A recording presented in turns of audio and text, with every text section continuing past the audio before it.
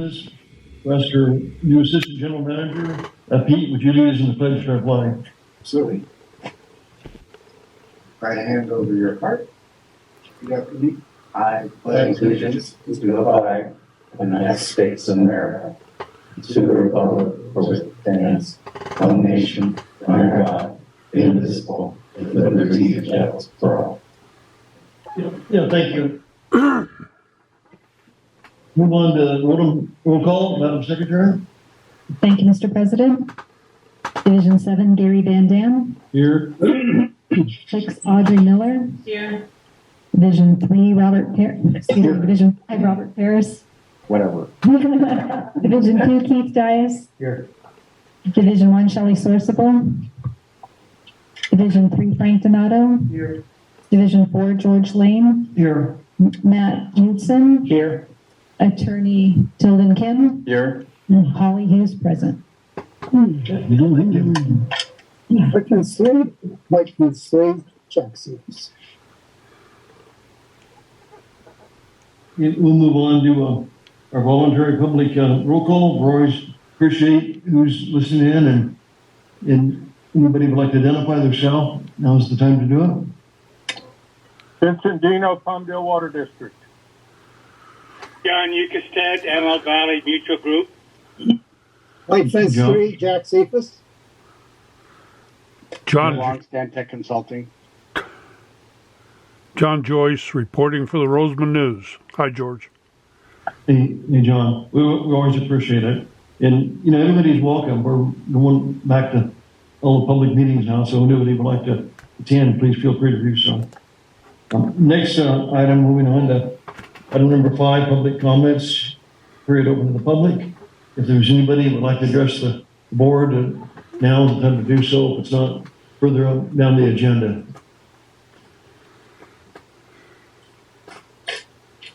We'll move to item number 6, 6A1, adoption of agenda, the regular board meeting, April 11th.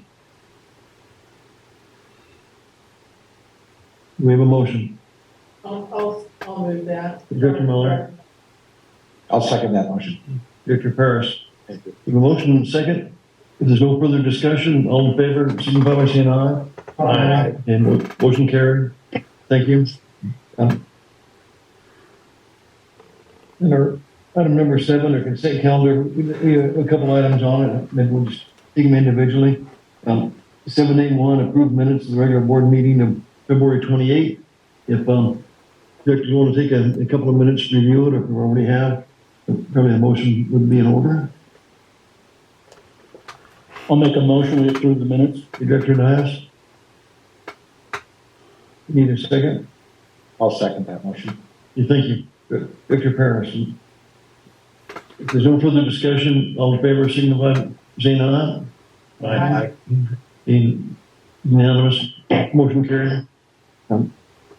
7A2, accept the check register for March 16th through March 29th.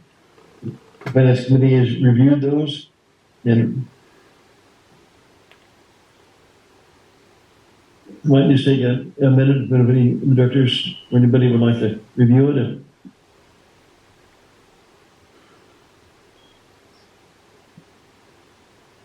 If there's no questions on, we need a motion.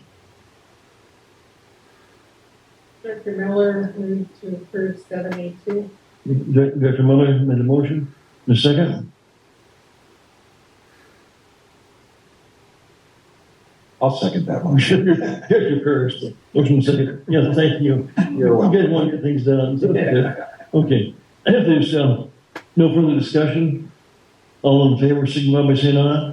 Aye. Any opposed? Okay. Motion carried. On the Finance Committee, item 8A1, consideration of possible action to purchase proposal for R&B automation. In the Finance Committee looked at that, and Director Donato is the chairman of that committee. Would you like to comment? Yeah, the Finance Committee there last Thursday. And we went through this item 8A1, which is consideration possible action for R&D automation for the replacement of two 18-inch filter influence valves at the east side treatment plant in an amount of $49,189. From two is also copying your agenda, page 18 of 62, and the operation manager, was eager to give us an update. Thank you, Frank. Good evening, everybody. So as Frank said, we are going to replace some valves at East Side. We've come before you many times over the years to replace valves. AVAC has, honestly, probably 1,000 valves in our distribution system and our treatment plants. And we're systematically going through and replacing these valves. Some of them are 50 plus years old. We were going to wait to do these two valves, just specific valves at the East Side plant, until we did our capital budget for the next fiscal year. And it turns out, since we have such a huge allocation this year, we're going to be treating more water. And certainly the water in the aqueduct, if you've looked at it, looks like the Mississippi River. It's pretty muddy. So we're going to need the full capacity of most of our treatment plants, even if we're not flowing full capacity for treating this water. So we thought we better get these valves replaced. 2 of our filters at East Side are not usable right now, 2 of the 6, because of these valves. So since we're still in that culture of contractors not having parts, things aren't available, we contacted our old reliable R&B Automation out of Temecula, who does work for Metropolitan, SoCal Gas, worked for AVAC for 25 years. And they have the valves in stock. They have the machine shop available, the couplings to adapt them. And they submitted a proposal, $49,189.02. And it's about 10% higher than the last job they did last year. That's not too bad, all things considered. These valves are in a very difficult place. They're about 20 feet off the ground, so they're going to have to set up scaffolding and chain poles and so forth. But they've done it before. They know what they're doing. They'll do the job quickly and get this plant back up and running. So we would ask that the board approve this proposal by R&B Automation for $49,189.02, and we will put this towards our equipment maintenance budget. So it'll be covered in our current budget. Be happy to answer any questions. Good explanation. So, John, every time you come up the podium, you're expensive. Right? I know. I cost money, don't I? Okay. But that's interesting to hear the number of valves we had. I wasn't aware of that. So Yeah. interesting. For sure. So if there's any questions from John, now's the Yeah, one question. Uh-huh. Did we go out to bid for those valves, or we did not. Gary, what we found is the last couple of years, getting contractors to bid on things is tough, as probably you know. What's tougher is places don't stock these valves anymore. These are 18-inch diameter valves. R&B stocks these valves. They have a direct line to Mueller, to Zurich, and so they have these valves in stock, and they can come and do the job. If we had to order them from Core and Main or Ferguson, they're probably, I bet you, 18 weeks out just to get them. In the middle of summer, we'd be trying to do this job. Rain don't have those valves? No, they don't have this size of valve. That big. Mm-hmm. And also, they've come through, how many years now? 25 years. And these valves, it's not just putting a valve in. You have an actuator, 50-year-old valve, and the actuators have been replaced within the last 5 years. So you have to couple these together. So it takes a stainless steel machine hub, and R&B has machine shop facilities in-house, so they're able to do turnkey the whole job. Another thing too, discuss this as staff, is that when we do these things, this is the low usage of our plant, and timing is everything to install these facilities. Mm-hmm. That's very true. Yeah, high demand period's going to start here in about another month and a half, so we want to be ready. John, maybe in the future you could snap a couple of pictures so we can just relate to them. Sure. If you talk about the height, that's interesting. Oh, absolutely. I didn't realize that. Okay. Okay, if there's no further questions. Now, I'll move on board 81, that we approve the 2020-9.02. Motion by Director Donato, second by Director Miller. If there's no further discussion, all in favor, signify by saying aye. Aye. Yeah, no. Motion carried. Thank you. Okay. Thank you, John. That brings us to item 8.2, the consider possible action, water supply plan for 2023 by our GM, Vincent. Yes, thank you, Director Donato. Good evening, Board. So even though this says that I'm going to present this, and I present at Finance Committee, Peter Thompson, our new Assistant GM, has been itching to present to the Board. So I thought this would be a great item to break them in on. So it's should be pretty cut and dry. So good luck, Pete. Thank you for that, Matt. I appreciate it. All right. So we're in the fortunate position that we have a state water project allocation that's 15 times the amount of the past 2 years. So we're looking at how can we maximize that allocation? How can we maximize banking? We wanted to walk you through the water supply plan that we walked the Finance Committee through. So with that, Matt has the slide up there, and this is staff's best estimates early in the water year for where our supplies will go throughout the year. So on that 75% column, you have a 75% allocation plus Article 21. We're estimating what we're going to do with all of those supplies. So that's 75% plus 10,000 acre feet of estimated Article 21 water that we may capture between the end of March and the end of May. So you can see as we walk through there, we're doing more customer deliveries. 38,000 acre feet is what's anticipated this year. We're maximizing the return of banked water to the recharge facilities. And we're also putting in an allowance for some return of exchanged waters from past obligations. And very importantly, keeping carryover water in San Luis Reservoir for next year, just in the event that it may be dry. You can see in the 75% column that it's pretty much zero sum. We meet all those needs. We maximize banking. We have the carryover. But then as you move to the 85% column, the key difference here is that we end up with some surplus. And we don't have to decide what we're going to do with that surplus now, but staff is looking into options as far as exchanges, transfers, or dry year banking programs. And those, we'll be talking about those more as the year progresses and if we get that bump in allocation that we anticipate. But the real key thing that we wanted to bring the board's attention to and seek approval for tonight is the financial impact of taking the course of maximizing banking in this wet year. And that's it. We estimate that the cost for transporting that water will be close to $13 million. That's just for the transportation charges paid to DWR for bringing the water here to the State Water Project. Now, that $13 million won't impact the budget, but it will come out of reserves. And it'll be capitalized, and then we'll see it on the asset side of our balance sheet after it's all said and done. But what we were looking for tonight is that approval to move forward with a plan that maximizes that banking in this wet year. And I'm happy to answer any questions you might have. Mr. President, I have a few questions. Yes. On the carryover, the 23,500 acre feet, if it is a wet year next year, will we have a plan in place to get that out of San Luis before we would lose it?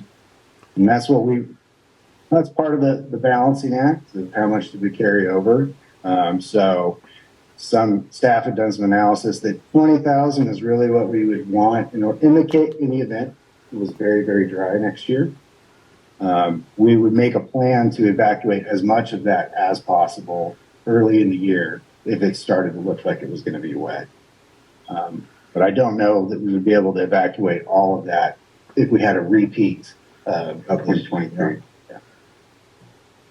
But obviously something staff is looking closely at. Yes. And have a plan in place to start bringing that water down, Right. If necessary. And then on the financial impact, have we done any I guess, not a study, but have we put together the information of in past years when we brought water into the bank, and then as we take it out, the financial impact as far as are we actually making money on that investment?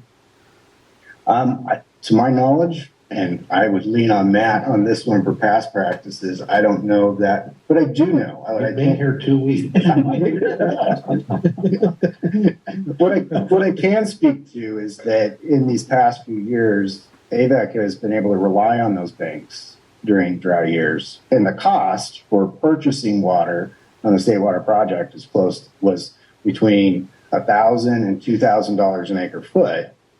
And when you're looking at 2021 and 2022. So while I can't say that there's a past report that shows definitively what that savings is, I'm very confident in saying that in a dry year scenario, it saves the agency a lot.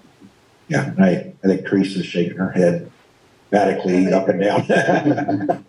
That it's just for the public to know that this is really an investment that will pay great dividends in the future dry years, and we've had this experience before.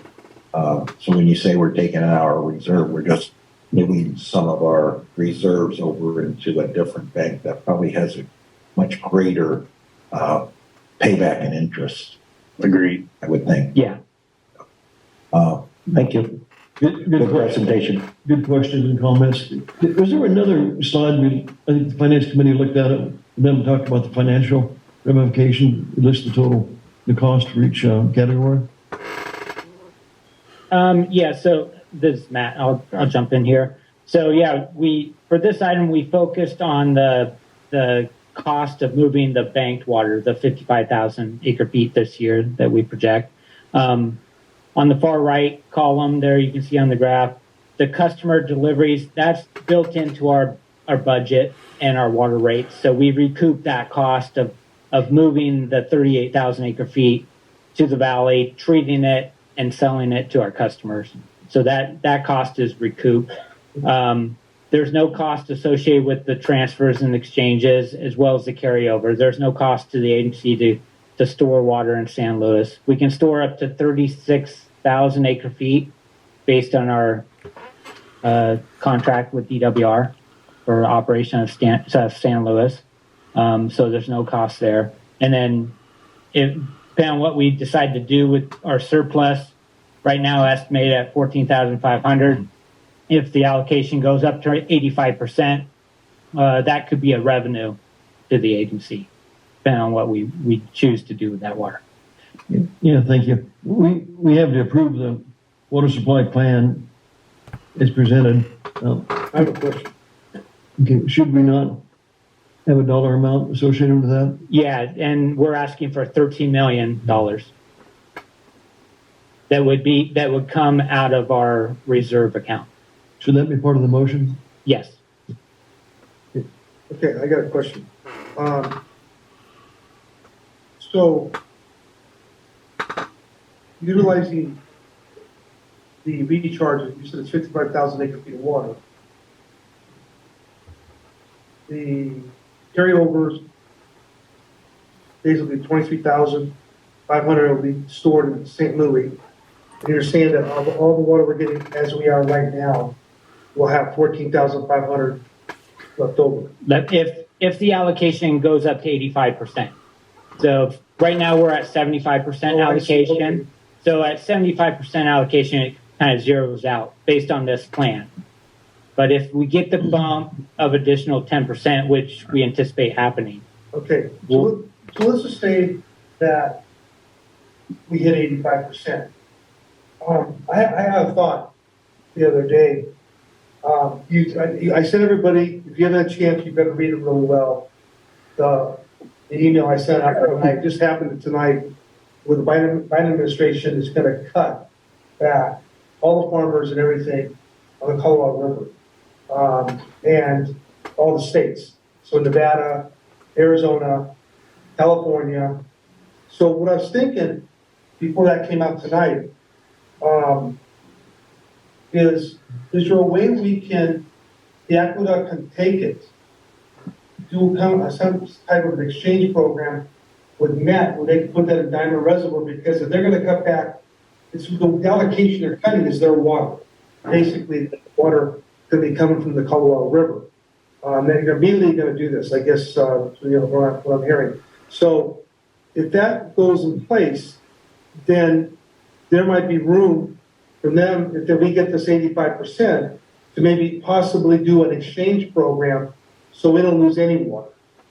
Yeah, I mean, that's a great idea, Director, but, one of the challenge, Metropolitan is going to be tough, in a tough position to move all of their water because of the bottleneck at the Pear Blossom pumping station. That's kind of the bottleneck of the East Branch of the State Water Project. So they're having some mechanical issues there now, and Metropolitan is not able to move as much water as they plan to move or would like to move. But they have plenty of storage in Diamond Reservoir Yeah. to take that water, correct? Yeah, I don't think it's a storage issue, it's a conveyance. Okay. Yeah, Well, I just want to throw it out in case something, opens happens. up, yeah. Okay, we'll keep that in mind. Why aren't we flooding Big Rock Creek and Little Rock Creek? Because, we're kind of in the same situation with capacity in East Branch. I know, I just Yeah. wanted to throw that out. And, I started thinking, I'm going, they got this reservoir, they're gonna get cut back. That might be where we can send it down there, and we can take that cable lay up here and exchange in some way. So it's Yeah. just a thought that we think. Yeah, and later on, we plan to hit on that regarding Little Rock. Big Rock, it has the same issue with the Pear Blossom pumping station, because water delivered to Big Rock has to go through that pumping plant. But we are looking at Little Rock. DWR has reached out to us, to all the state water contractors, and encouraging us to think outside the box to take water out of the system. So I've been working with Little Rock Creek Irrigation District and Palmdale Water District, because there's an existing turnout on Little Rock Creek. 77th Street. I think. Yeah.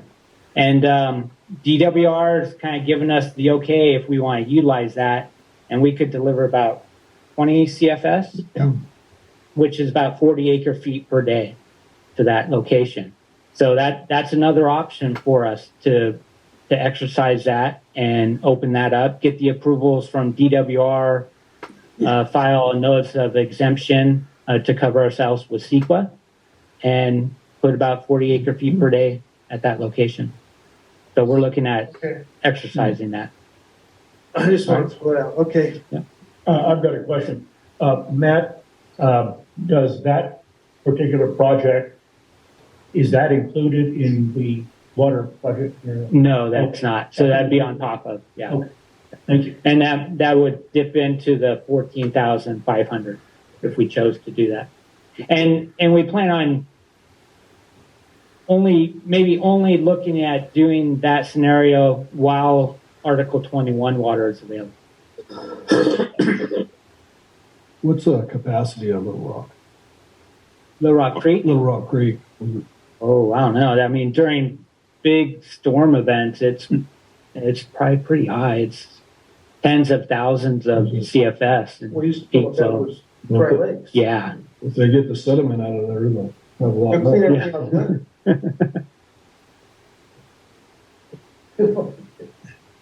So we're in a good place. We have a lot of That would options. be great if they could do that, because that would get our door open, continue on with the project. Okay, is there any further questions or discussion? Mr. President? Yes, I move approval of Board Order 882, the approval of our water supply plan for 2023 with the expenditure of $13 million for the 55,000 acre feet of recharge. I second that. Motion, second, by Director Paris, Director Donato. And if there's no further discussion, all in favor, signify by saying aye. Aye. Motion carried. And at some point, if we received 85%, then we're going to have to come back to the board. Yeah. To talk about additional. If we want to increase that dollar amount, yeah. So we'll keep the board posted on where we're at. Okay, now, A3, this is a update on prepayment of certificate of participation series 2008 A-2, and you're All on right. again. All right, thank you. So this is just an update for information only. As you know, the board recently authorized the prepayment of the 45 million in COPs under the 2008 A2 series. It's the variable rate bonds that we had. And Teresa's been working hard, filling all the paperwork out and checking with bond counsel and working with Wells Fargo Bank on starting this process. So that's going good. All the notices to the certificate holders has been filed. There's a 30-day requirement for that. So we're on schedule to have this paid off on May 1st of this year. So I just wanted to provide an update that we're on track and everything's going smooth. It's not easy to pay off your debts, it looks like. Yeah. A lot of work's involved in it. Exactly. You have to pay something off. Yeah, exactly. It takes a week to get it, Yeah. Yeah. 6 months to pay it off. So, Okay, thank you. yeah, thank you. That concludes my report. Yeah, thank you, Director. Moving on to High Desert Water Bank Committee, and I remember 8B1. And Justin, you're going to be giving a report on that? I am, yep.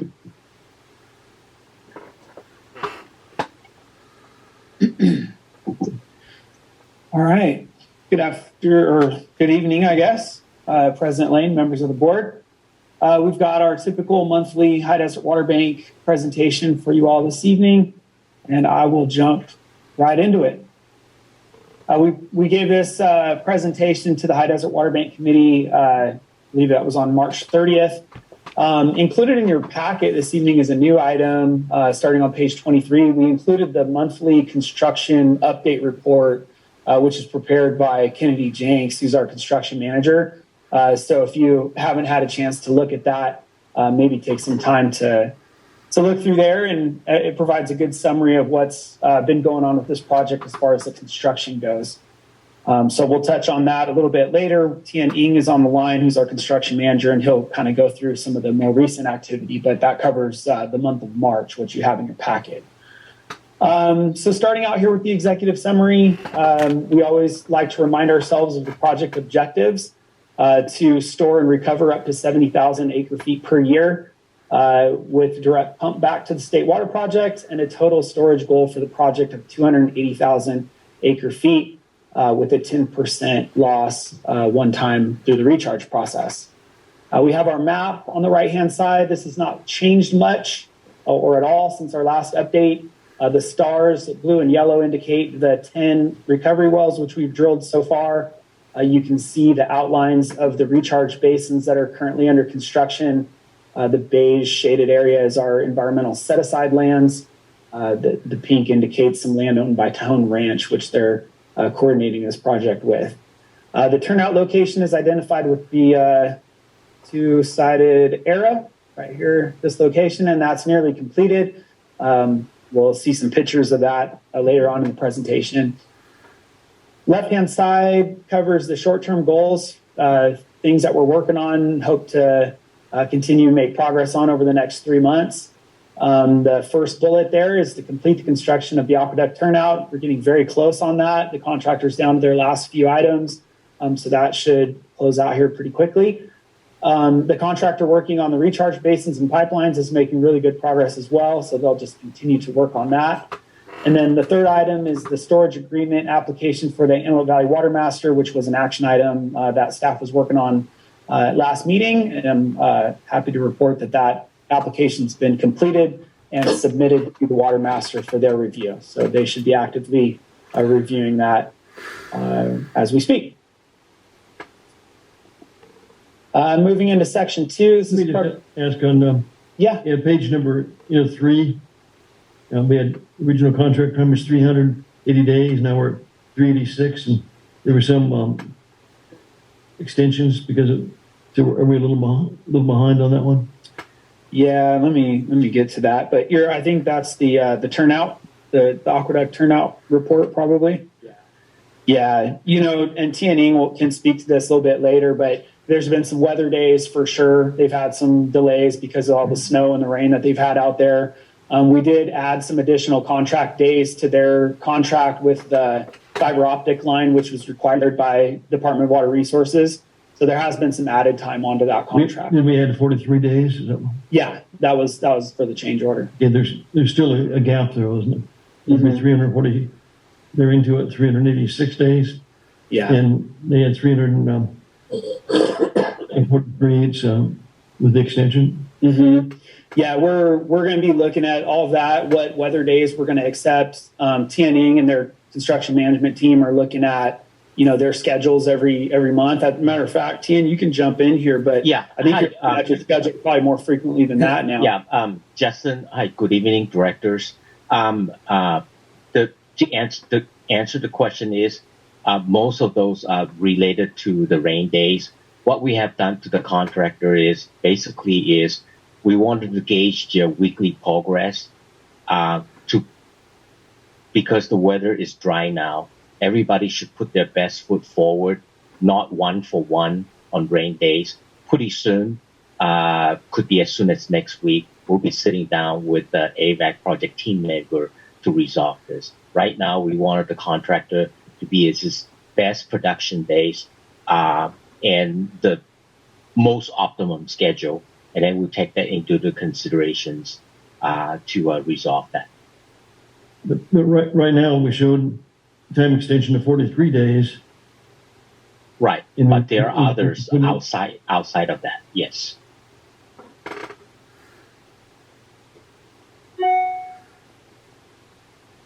Those need to be brought to the attention of the board each Yes. paper. Mhm. Yeah, that was standard at one time when we got away from it.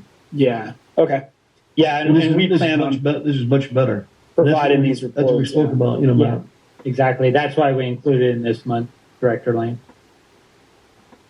That explanation, it was very hard to follow. Okay, that's the end of my questions there. Okay. Yeah, we'll make sure we keep the board and the committee updated on where we're at with the construction progress and their schedule and what we're doing with those overdays. There's no other questions. Here we go. Moving into second. But just going back a second, Go ahead, something yeah, like sure. that needs to be discussed, not just passed over. Mm-hmm. Okay. Yeah. Understood. Thank you. Section 2, program management. This is work that Kennedy Jenks primarily is doing as an extension of AVAC staff. You can see the organizational chart kind of on the top of the screen here, which shows Metropolitan as our partner, and then the various consultants and contractors that are working on the project for us.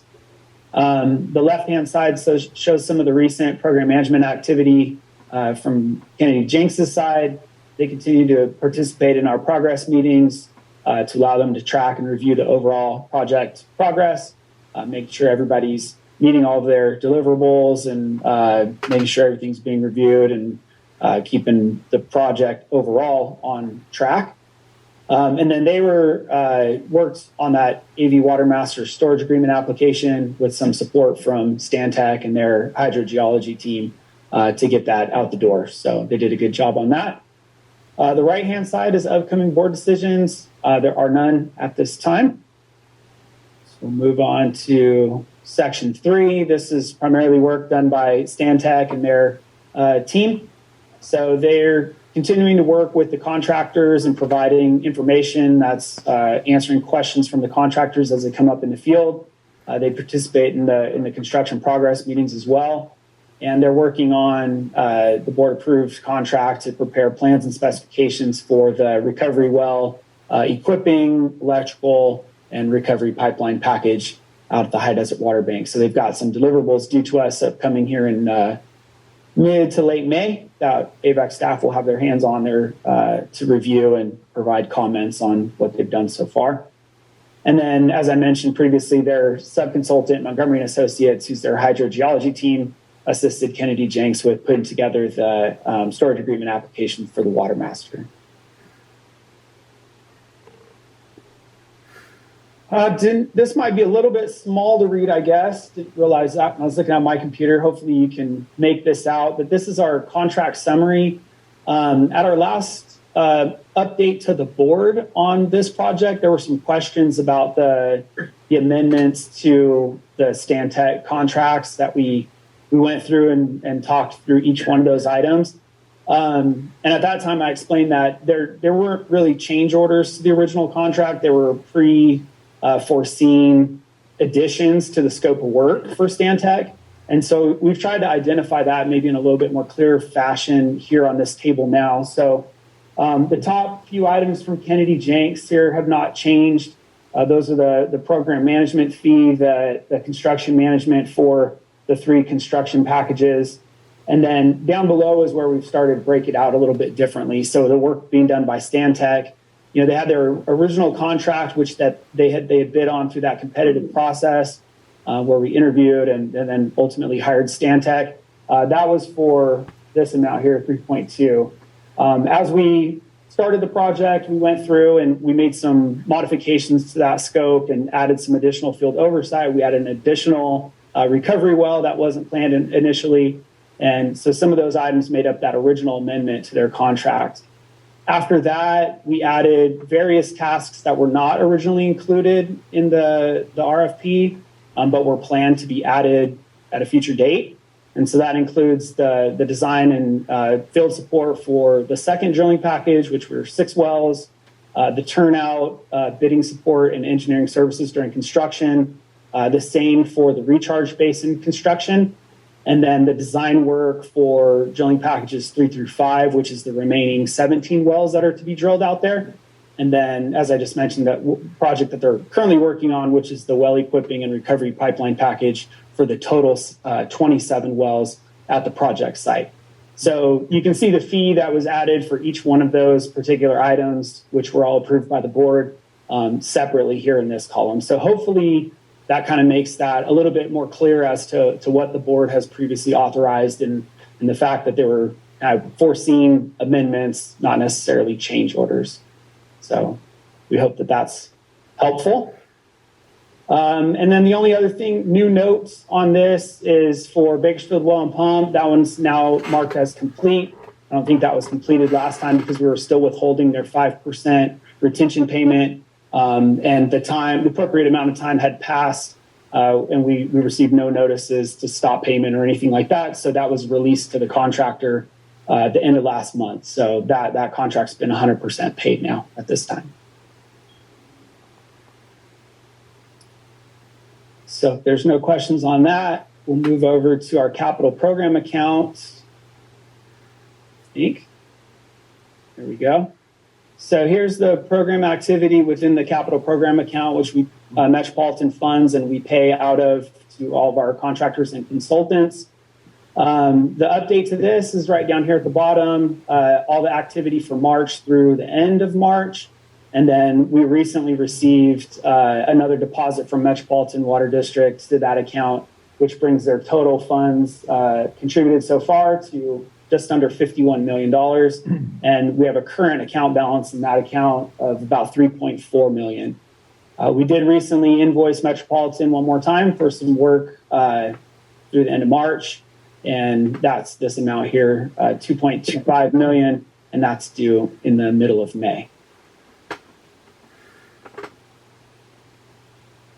I think that brings us to our construction section, and Tien Ng will go through the next few slides here. Go ahead, Tien. Hi, thank you, Justin. Good evening, directors. This evening, we have 2 construction projects to update. The first one is the Aqueduct Turnout and Turn-In project. And I listed all the key facilities here and then their finishing dates. So the first one is returning of the Coffer Dam to Kern County Water Agencies. That was done on March 31st. The remaining infrastructure, such as turnout, turn-in structure, that's going to be ongoing, will be completing May 1st, control building by April 20th, meter vault by April 20th. The 84-inch steel pipe, March 31st, actually is finished. I didn't close them out is because they need to do the pipe test, and that's been scheduled for next week. Fiber optics started April 3rd. As I took the photo last week, they were just about to cross the 280th Street, but as of today, they're at the DWR Check 43 facility doorstep. Just talking about trenching, the conduit is halfway there. Next slide, please. For the committee meeting 2 weeks ago, we had some rain days that we noted, and we presented to the committee and also presented to the board this evening. Let the board know. Next slide, please. Photos. This photos was taken mid-March, right after they removed, a week after they removed the cofferdam, few days before they start taking it apart. As you can see right behind the cofferdam, just behind the white structure, which is the metering vault, you can still see the pipe trench. The pipeline is partially backfilled. Next slide, please. And this is a closer look of the canal. As you can see, some of the white colored concrete area, those are the liners and then you can see the trash rack. And you notice that there's still a gap there between those concrete structure. Those will be covered with gratings and handrail later on. All those things are on site. I did believe that the contractor should be able to start putting it on next week. Next slide, please. This is an aerial photo taken last week. As you can see, the pipe is backfill, and there's an open pit area waiting for the pipe to be tested. And after that, it's going to be covered. Next slide, please.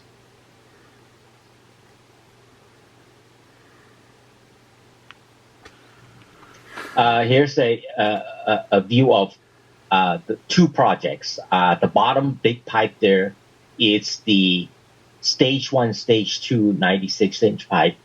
And then at the end there on the further in the middle, there's a pipe sticking out, that open pit area. That's the end of the Blois construction contractor. So you can see those two pipelines are very close. And I think like 4 more sections of pipe, which is the responsibility of the stage 1, stage 2 contractors to tie that in. And actually those pipes are on site. They're just waiting for the first contractor to finish it off.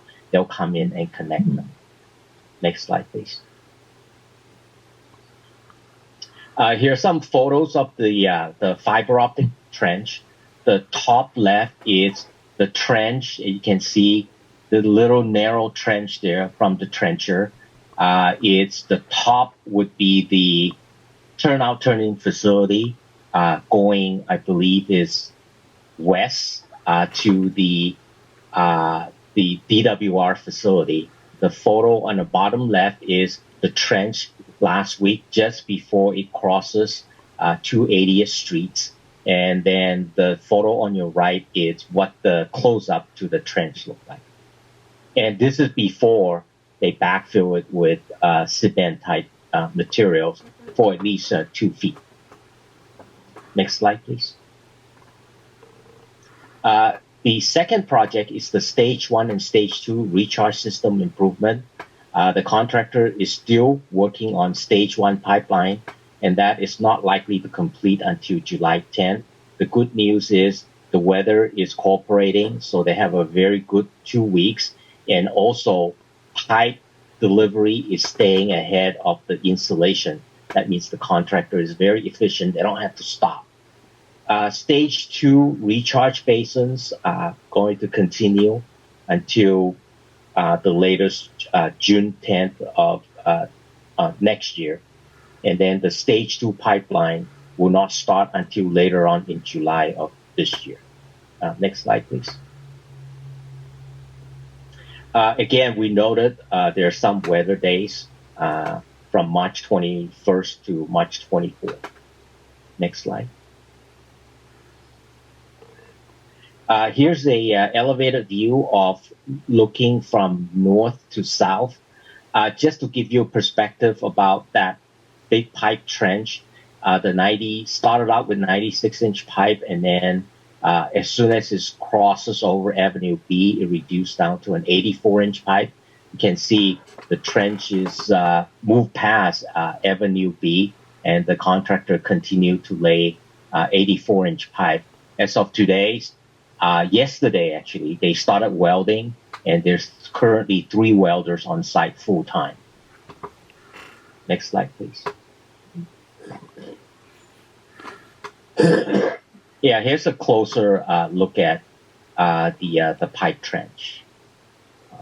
Next slide. This is stage 1 basins. As you can see, there's a little bit of the riprap delivery. The contractor strategically placed it in the locations. Later on, when they're ready to spread them to cover along the side slope of the berms, they will do so. I just wanted to point it out to you folks. Next slide. Well, all of our primary and secondary standards were below the established MCLs, and then all volatile organic compounds and synthetic organic compounds were not detected for the locations sampled in 2022.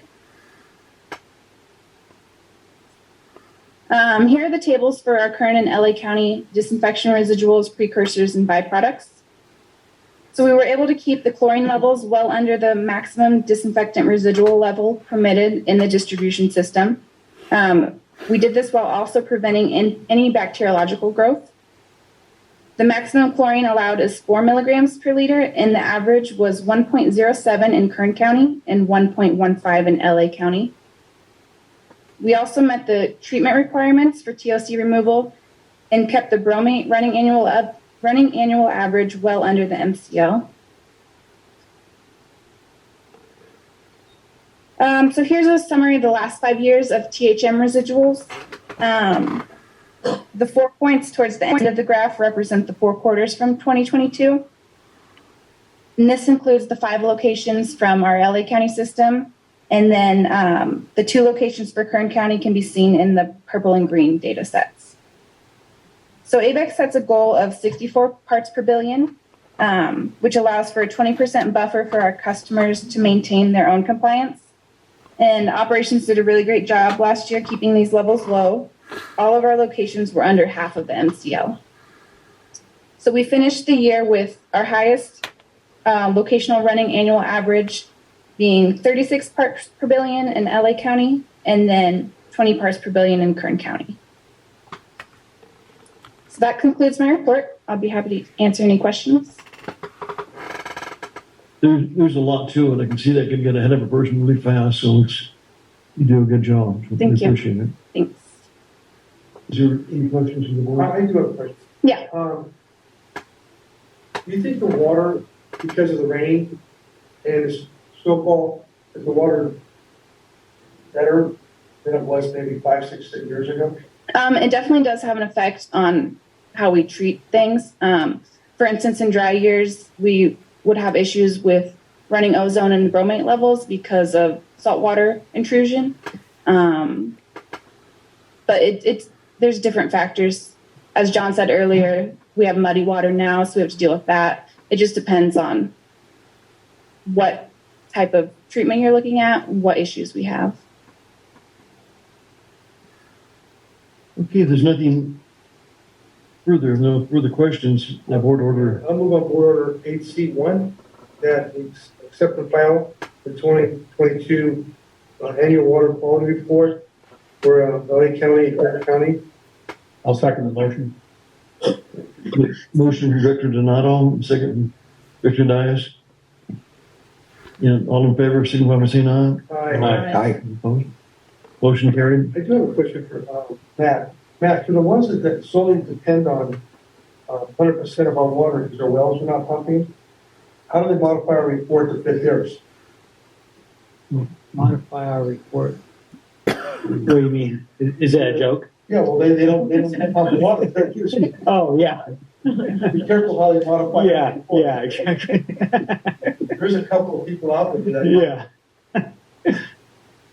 Okay, we'll move on to item number 9, General Manager's report. Matt? All right, thank you. Good evening again. So we got our standard report. You know, I'm getting tired of giving good news on this. It seems like every time I give a report, it's just talking about all the water and the snowpack and reservoir levels, but it's all good. So April 1st is the last snow survey that DWR performs. And so they perform that April 1st. And it's used to record the snow depths as compared to prior years. And this April 1st, they recorded a snow depth of 126.5 inches at the Phillips Station, I believe. Is that right, Tom? Yeah. And then that equates to about 54 inches of snow water content of water. And good news here, it's 221% of the April 1st average. So really good snowpack. And there's some recent videos and photos on DWR website and press release of that recent snow survey. Let's see. Matt, Yes. just like to interject briefly because along with that 54 inches of snow, of rainwater content there, Matt received a Lifetime Achievement Award at our recent State Water Contractors meeting for being the most optimistic person in the history of state water contractors to guess the right snowpack. So I won the statewide. I was being laughed at back in December, January 1st. People thought I was crazy, you know, new GM. What's he thinking, you know? And turns out I won. So Great. good. Thanks, Pete.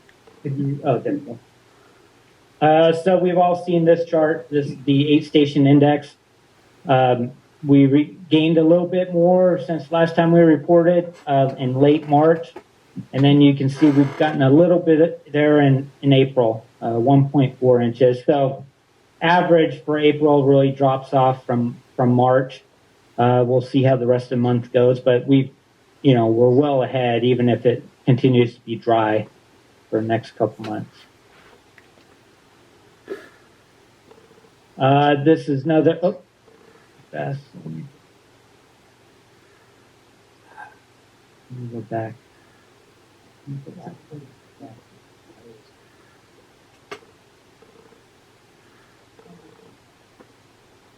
Yeah, that's one. And this is another graphical form of that, just cumulative for the 8-station index. So we're tracking, you can see there, it's just over 60 inches, pretty close to where we're at in the 2018, 2019 water year. A little bit below the max wettest year of 16, 17, but still doing really good statewide. We're on the 8-station index. Here's a couple photos. We're going to talk about next the Lake Oroville levels and the San Luis reservoir levels. Tom put some videos in here to show some of the recent videos showing the San Luis being pretty much full and the releases at Lake Oroville. So looking at Lake Oroville, it's currently 84% of capacity, total capacity, and the reason they're releasing water, a little bit of water from Lake Oroville, is to maintain that flood storage. You know, we're going into spring. There's going to be a lot of runoff from the snow melt, so they have to maintain that flood storage within Lake Oroville. San Luis isn't a flood control facility, so it's dedicated just to state water contractors and state water project, and water gets pumped into San Luis. So that's pretty much topped off. Currently, it's at 99% of total capacity, and that's a big reason why Article 21 water is currently available. Whoops.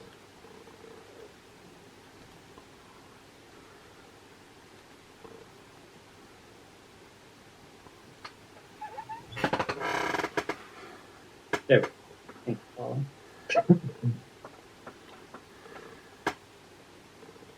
All right. So again, we're currently at 75% allocation, which equates to about 108,000 acre feet of state water project water for AVAC.